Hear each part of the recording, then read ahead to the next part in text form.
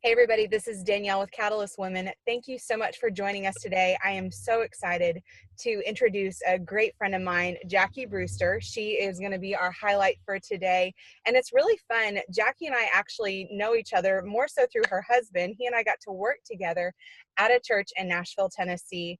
Stephen Brewster, if you don't know him, you should follow him on all your social media. He is a creative guru, but also Jackie today is just going to bring us just a wealth of wisdom, experience, and inspiration just in her seasons of marriage, of motherhood. And it's been so fun getting to know her, just to catch up and just kind of hear what God's doing in her life. So whether you drink tea, coffee, go ahead and grab it. You're in for a real treat. So Jackie, thank you so much for joining us today. Thanks for having me. I'm excited to share a little bit about me and what our family has gone through. And so fire away.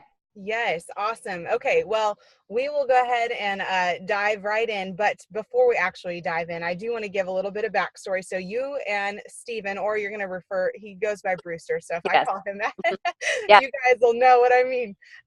How long have you guys been married? 19 and a half years. 19 and a half years. Mhm. Congratulations. Thank I'm you. going on 4 and already um, it's a lot of fun and a Uh, journey.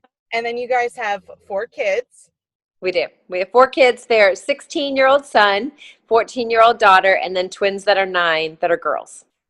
Oh, Yeah, such world changers. So awesome. Okay, well, good deal. And you guys are living currently in North Carolina. we are. Yep. And Nashville is home for y'all. Is that where you claim? We claim Nashville. We do. It's in What? our blood. I don't know. Yeah. I wasn't even born in Nashville, and that's where I claim as home still. So I just tell people, I'm like, it's an amazing city. Once you go, you'll claim it too, even if you're only there for a weekend. Yeah, it's ridiculous. It's something about it. It Hmm. is. It's so good. Okay. Well, I'd love to just kind of open it up and for you to just walk us through a little bit of your early childhood, where you're from, what those early years looked like for you. Okay. I grew up in Massachusetts. My parents got divorced when I was little, so I was like, I don't know, little, young. Um, and I have a sister that my mom and dad had together. Then my parents both got remarried, and I have a brother from my mom and my stepdad, and I've got a brother and sister from my dad and my stepmom. And we all love each other. Good, like Oh, that's it's awesome. been as adults, it's fun to get together and see everybody and everything. But growing up, I grew up. My mom took me to church, but I wouldn't say that I knew a ton.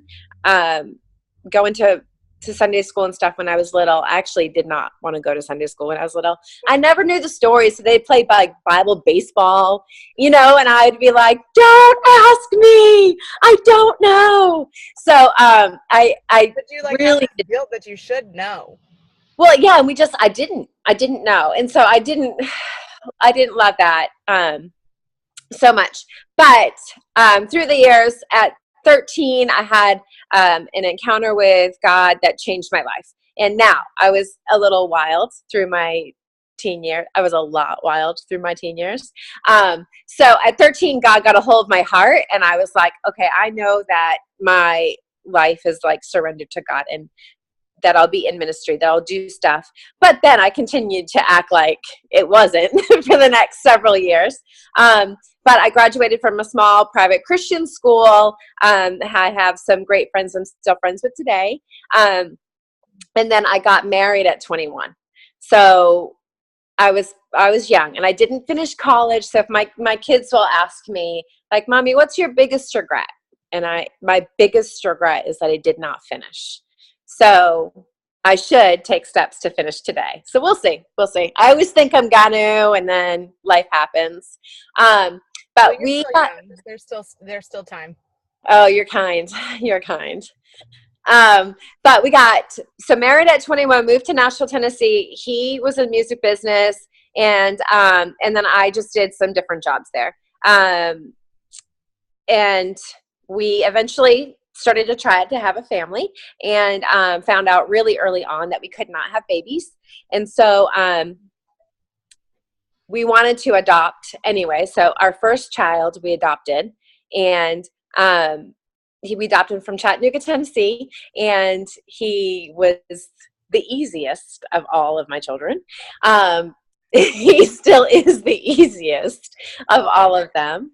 He's just such a sweet, kind boy, he's just a great kid all around. But then shortly after that, within that year, he turned 1 and I got pregnant with Ashlyn out of the blue. I literally should not have happened.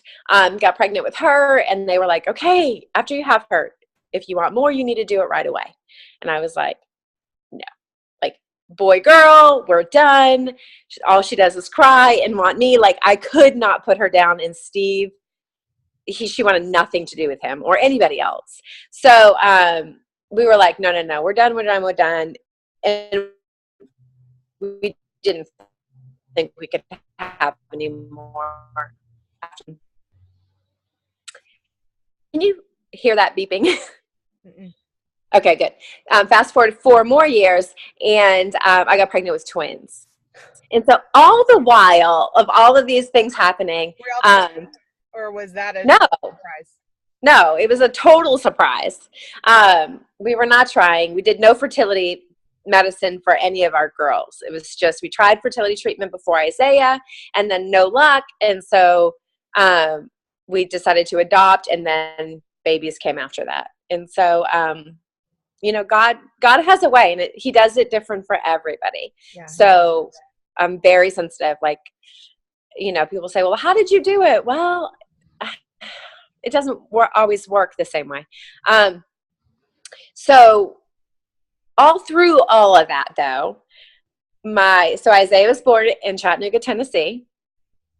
Ashlyn was born in Daytona Beach, Florida, because you see, we left music business, and Steve thought that he would be a good athletic director and a Bible school teacher. What? So, wow. So we were there for a little bit. That obviously was not his calling. And then we moved to Houston, Texas, where he did booking for Israel Houghton, New Breed. And then we moved back to Florida. Then from there, we moved to Alabama, and I got pregnant with my twins in Alabama. So they are born in Alabama. Nice. And that was, so Alabama was Integrity Music. He went back into music business, and he was the senior marketing director for Integrity. And then he was like, I remember the day he called me, he said, hey, I just met this pastor, and I think I could work for him. And I was like, well, you go have fun and do that. But this girl's not doing that again. Like, I don't want to do that again. And those never statements, I feel like, are God's favorite thing to be like, really? Really? You just, yes. Fine. We'll go ahead and go down your path, but you watch. Oh, I feel like he always does that, So, so we moved from Nashville. We went from Alabama to Nashville to work at Crosspoint Church for about 6.5, 7 years, and truly fell in love with the community and the people, and just that's home. Yeah. So then we moved from there to North Carolina. But through all of it, you can see the hand of God. Like, you can see him weaving it. People at the beginning, especially our family, they thought we were crazy. Like, you guys are moving everywhere. This is ridiculous. I'm not going to write your addresses in our book anymore in pen. I'm going to have a pencil. So now I just tell them, pencil. Like, we're gypsies, just pencil. But I think I got way ahead of you. I think you just asked me about my childhood, and I went all the way. I did, but that's okay. But I do want to jump back because there's so much good stuff in there. So I guess, what did life after high school look like, and how did you end up meeting Stephen? Okay, I met Steve in high school. Okay. I was a year behind his brother and dated his brother's best friend for a long time. Nice. And so then he was living in Nashville, and he came back to town. So life after high school, I tried some college, got a couple jobs. I lived in Daytona Beach. I don't need probably need to say much more. Like, Yeah, your life was too exciting. it really was. It was. But he came to town, and it was like during Thanksgiving, and we saw each other, and I was like, oh my goodness. Like, he took me on a date when I was 16, and we prayed together that God would have his way. And the next day I went back with my ex-boyfriend. And then 4 years later, I see him, and I'm like, oh my gosh. And so we just kind of did some correspondence for the next November to like April. And then he came into town. And that was it. So he came into town in April. We were engaged a couple months later and got married in December. Wow. It was really fast. It was really, really fast. And so I lived in Daytona Beach with my family and moved to Nashville the day after we got married. Okay. Well, so, oh gosh, yes, so much. So what did your first several months or even year of marriage then look like? Because that's a lot of life change. And then on top of marriage alone, then moving to Nashville, away from family, like starting a whole new life. And oh, by the way, now you're somebody's wife. And like, what did that look like for you guys? Well, I think I was young and didn't know any better. So that was helpful. I didn't have a lot of experience behind me or a career at that point. So it was exciting to move and to actually to get to know each other. Mm. And the first little bit, it was rough. Like, Mm-hmm. when I look back at journals, it was rough. It was really rough trying to figure out how you take these two people that were raised in such different homes and you collide. Like, all of a sudden you guys are supposed to mesh and make this thing work and care about the same things and have the same values and want to raise your kids the same way, and you're supposed to like the same food, and don't you know how my mom cooked it? And I'm like, no, I don't. So like things like that. So I mean, it's a long time ago, so I don't even know if I really remember except for pieces of it. We had a fun life. We've had a really fun 19 and a half years with some really crappy moments in it. Like, really horrible seasons mixed into these years. So marriage, I was we're just going to say, what would you tell somebody who is, like going through maybe one of those challenging seasons now that, like, yeah, what would you tell another woman walking that? well, there's a couple different seasons that we walked through. So the first really hard bump for us was 2 years into it, finding out that it was really unlikely that I was going to be able to conceive. Mm. And so walking through that so young, and having been wild in my younger years, I feel like there's a lot of like shame and a lot of blame that I put on myself, because like, did I do this to myself? Oh my gosh. Like, is it my fault I can't have babies? And then you don't want to tell anybody you can have babies. And then you're looking at this husband that's, like, he didn't care. He was like happy to adopt, but you still feel as a woman, like, I want to give you this, like, this is like us together. And so I think that for that season was really, really hard. And we just talked about it the other day, he and I, that the challenges in that season are about staying connected.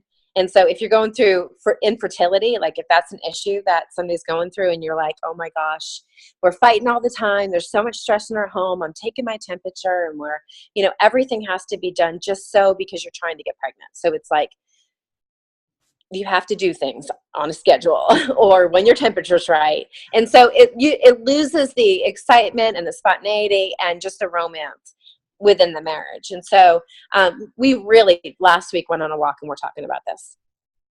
And just about how do you keep that, and how do you relieve some of the stress that you feel when you're trying to conceive and you can't conceive, and it's just, I think, making sure that you keep God first, and then you keep your relationship second, and then you keep the hope and the promise third. That's good. So it's the relationship, like you don't want to lose your marriage Yeah. over infertility, which I say that so carefully because it's such a painful, um, and I felt it. So I know the pain and the frustration, and you can't fix it. You can't make this thing happen. You can try medications and things like that. And I am all for that kind of stuff. So God gave us great doctors and science to help us in the areas that we could use it. So, but keeping your relationship intact. And so making sure that it's not just about this mission to Mm-hmm. conceive, but it's about like the rest of your life together. Yeah. And so how do you navigate that? How do you make sure that it's all in balance, and not get frustrated with each other? That's good. So that would be that. That was early on, um, and then we adopted, and that was amazing.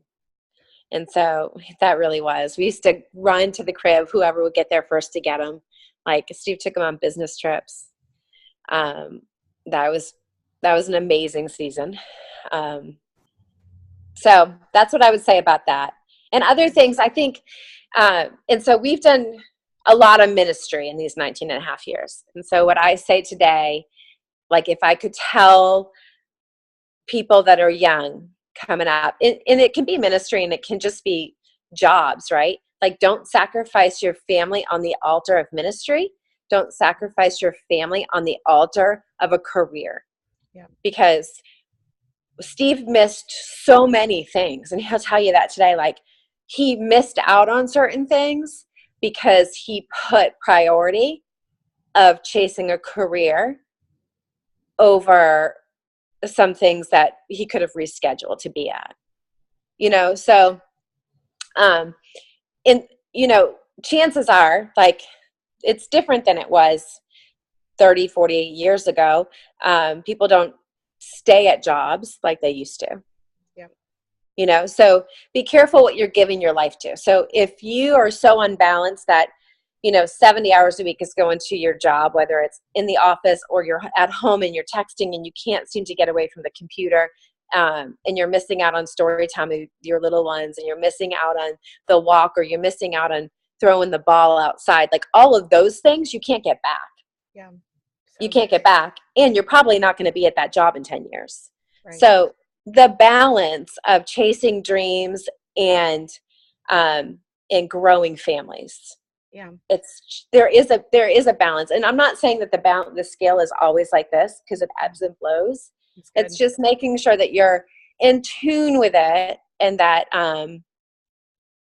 like look ahead, see what's going to happen, what's important, what things do you have to be at. Well, make that happen, because you can't get those memories back. You can't redo some of these things. Yeah. And Yeah. on this topic, honestly, I mean, we've talked about, I know, a shared favorite book by Lisa TerKeurst. I'd love to just kind of, I know It's my somebody favorite. says it.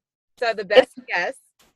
Yeah, it's the So what best does yes. that look like for you, and how has that helped you Mhm.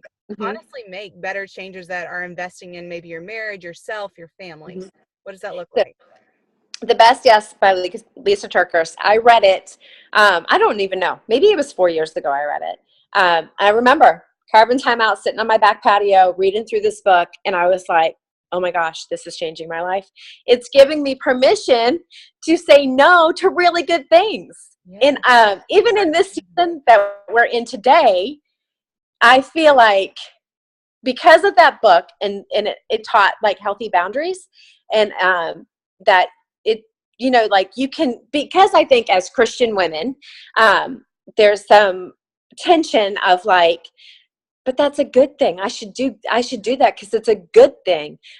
You can't, if you do all the good things, you can't do the great thing. Mm-hmm. Like you can't fill everybody else's basket and yours is empty. It doesn't work like that. So you have to really pull back and say, okay, what is the best yes for this season? And that's another huge thing. It's about the season of life that you're in. Because Danielle, you were in such a different season of life than I am. But I was there not even that long ago of what was the best yes for us. Because back when my twins were babies, I put those little girls to bed at 6:30 every night, and we didn't do anything. And so it was a lot of no's, because the best yes for our family and my sanity was bedtime. That was the best yes. Today, like there's lots more flexibility because I've got teenagers that can watch them now. So that changes. But the best yes, it permissioned me to say no to good things and chase great things. It permissioned me I think at the same time that I was doing the best yes, God gave me a scripture in Proverbs 8:12. And it says, I am Lady Wisdom, and I live next to sanity. Knowledge and discretion live just down the street.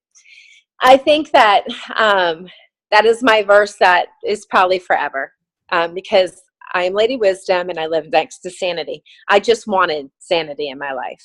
Yeah. When my little people were little, and today, like 4 kids, chaos, crazy, go, go, go. I cannot imagine. I have 2. That's like, cannot imagine. No, and you're like, I need sanity. And then you read that scripture and it says, knowledge and discretion live just down the street. So it's like, hey, you can have sanity. You can make that happen for your own life. You can look at your life, know through experiences what works and what doesn't. And the discretion is the yes and the no's. So the knowledge is what you've walked through. The discretion is the yes and the no's. So you put a little box around your family and then you fill it in. You are like, okay, this is a yes, this is a yes, this is a yes. Anything out here has to be a no in this season. But as they get bigger, your box gets bigger and more stuff can go inside of it. What a great visual. I love that.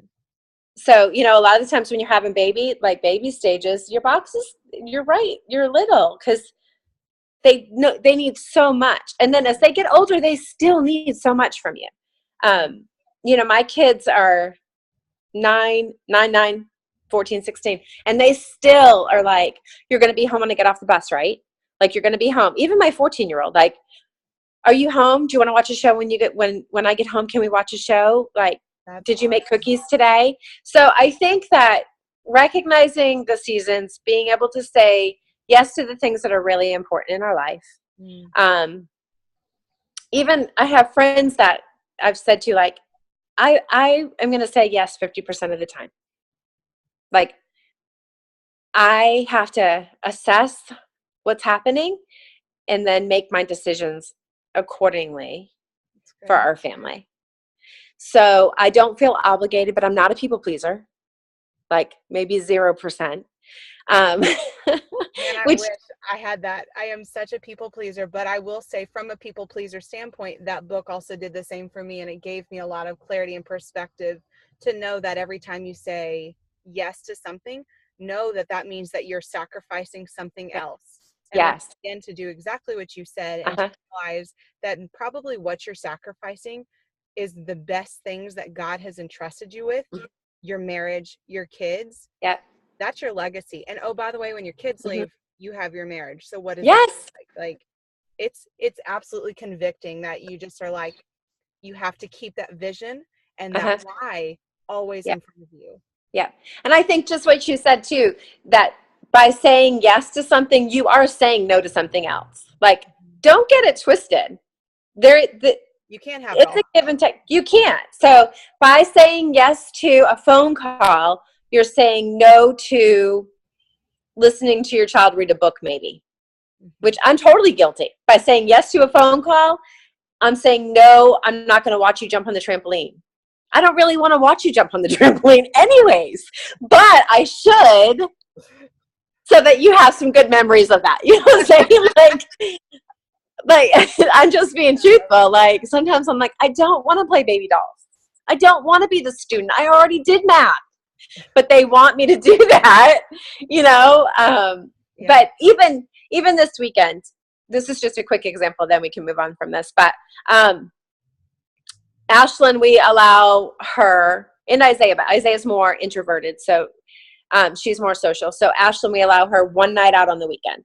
Like, you can do one sleepover, but not 2, or we will never see her. So and Brandy came to town. Brandy Wilson came to town, and she told us her rule. And we were like, yes, we're taking that rule. That's what we're doing.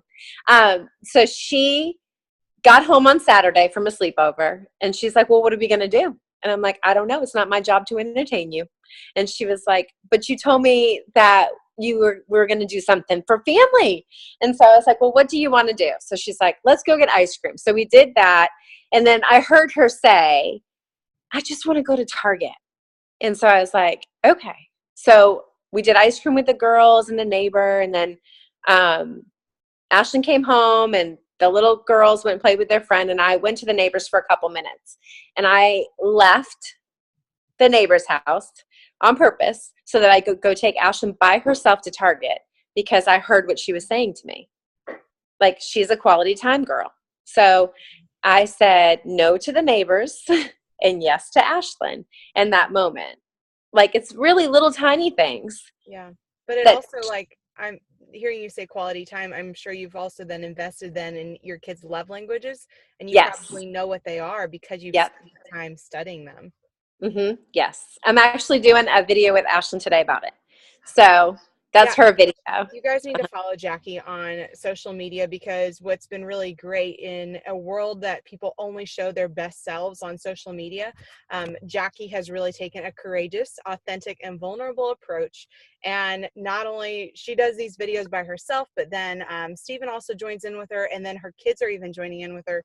And it's just really awesome to be invited into a fun life with a lot of, like, not a lot, but a few messy parts, and for people to just speak so honestly and openly that you're just like, oh, like, it's okay that this isn't okay right now, but this also isn't the end where I'm at. Right. And that's the thing. I love how you just said that. This is not the end. Like, it's not the end. Until our last breath, it's not the end. No, God is totally like writing this story. And what I love about, like, even your story and y'all's journey, which is not even close to over, but like even to this point, is that God is just using it to say, hey, I have a purpose for you. I have greatness for you. And all of these things, they had purpose. And maybe they were a preparatory season. Maybe it is a refining season. Maybe it's a strengthening season. And I mean, and I've even heard you talk about seasons that you just felt like God really silenced you to teach you and just minister to your heart.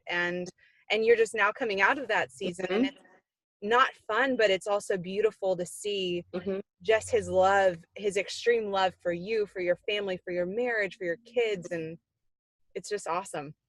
It has been a neat season watching that happen, because at 26, I really felt like God was like giving me permission. I don't even know if that's the right word, right? But I felt like it was like, okay, this is what you're going to do.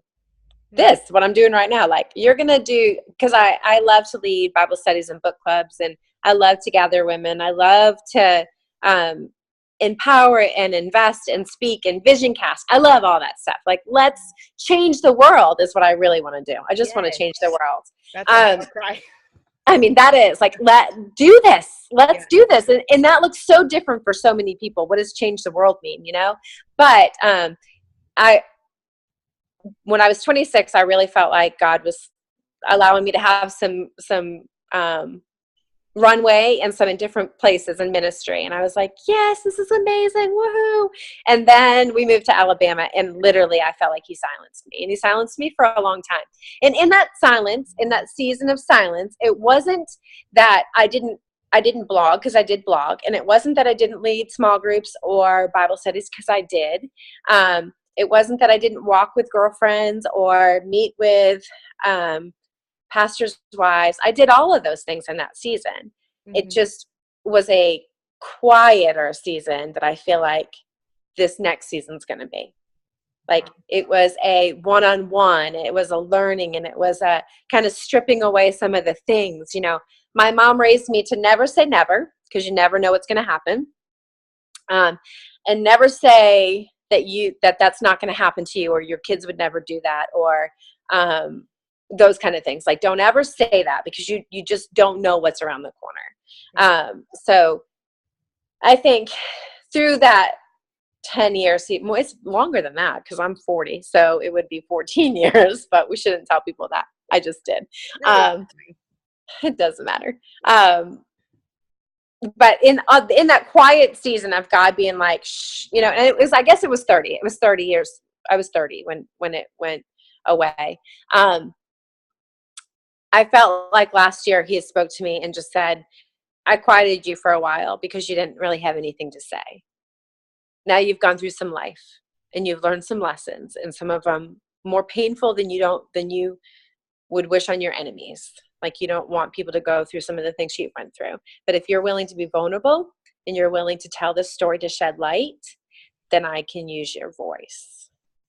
So, and that's I think why I'm willing to be vulnerable and I'm willing to show people that I'm messy. I think it's because of what he's done.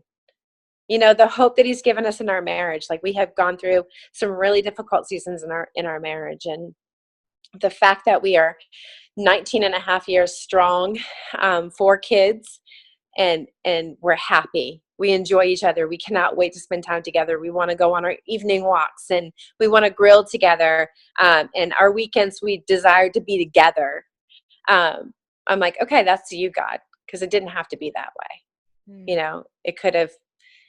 It could have gone a completely different way. So, so in those seasons of like the maybe helplessness, hopelessness, the silenced years, how have you really found hope and perseverance to continue on when you did not know an end date in sight?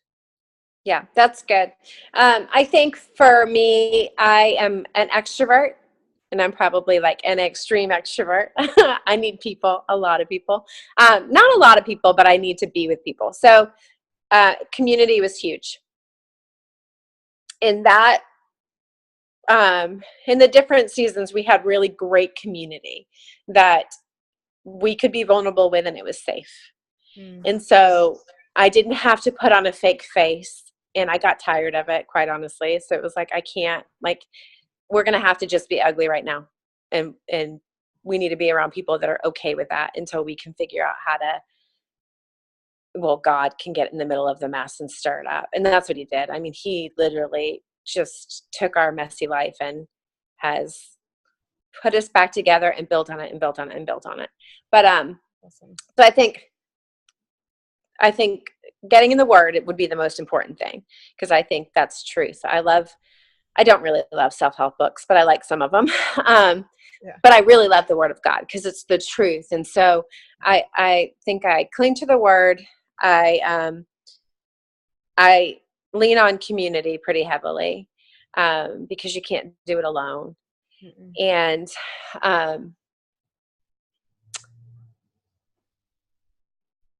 I think that that's probably the 2 things that have brought us through the hard times. And then Steve and I being good together, counseling. That's what it was. I knew there was another one. For us, counseling is probably a cornerstone for our family, for Steve personally, for me personally, for our marriage, and then for our children. So it's not a bad word. It's not something that you only do when you're, only crazy people do, or only messy people do, or you only do when you're in crisis.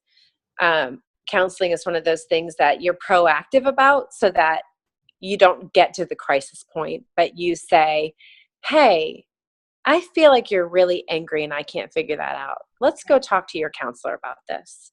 That would be my kids, or maybe even Steve and I, like if we're going through a rough season, which I shared openly on my last video about, he thought I was having a nervous breakdown and it was our marriage, but whatever. But I love what you just said about counseling, because I think it is, for a lot of people, a really like hush hush word that you're like, oh my gosh, you're in counseling, you must be in major turmoil and you must have major problems. And that's just not the case. Like, how you go get your car regularly inspected, because if your transmission breaks, you're really in trouble. Right.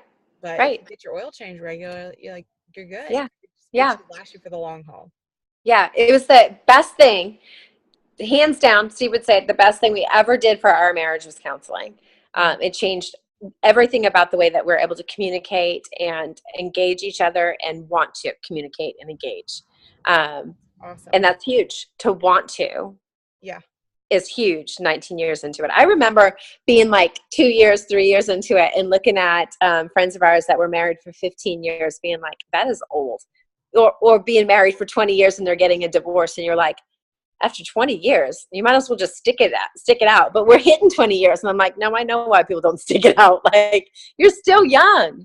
40 is not old, although at 20 you think it is. You know what I mean? So, But it does still baffle me. I mean, obviously being only 4 years into marriage, that you can get to 30 plus years sometimes and people still walk away. And you're just like, at no, what point did your choices start withdrawing rather than pursuing your marriage? right. Because it doesn't just happen overnight. It's a lot of No. little choices that amount to this one choice Uh-huh. that, like, Yeah. that is huge. Yeah. So It is huge. that's really great. Yeah, and marriage is worth it. It takes two to make it. It takes one to break it. So sometimes it doesn't matter what you do. It doesn't work. Like you can't make this thing work. And so I recognize that. Like my mom and my sister both are divorced. They're both remarried, but and I've got some dear friends that have gone through horrific seasons in their life that was not their choice. So, but the fight for your family, for your children, for the legacy, like you said, I think it's so important to just remember, like this is what's important. Yeah. This is what's important. So you can make all the money in the world, but if your kids and your grandkids don't want anything to do with you, what did all that money really do? Yeah. So yeah, my That's so floors good. might be messy, my counters might be sticky, but everybody's having a good time. So, like, I don't know.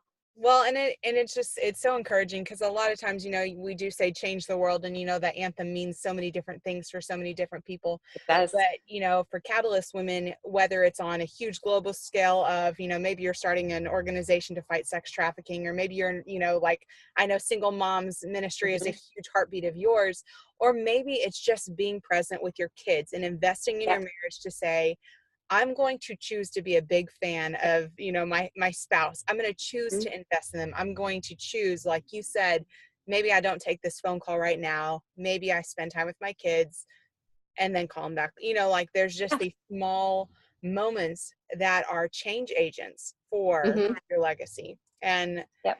I just, getting to chat with you and getting to know you better, it's just been, so apparent to see, like, you've made a lot of really tough choices for best yeses. And so anyway, I'm so thankful to just get to spend time with you today, to hear your story, for you to share it. And I love watching what God is doing in y'all's story. It's really amazing. Thank you. It's been fun. It's a fun journey. So, Well, it's definitely not anywhere near over. So you guys will make sure to put Jackie's social media handles in here.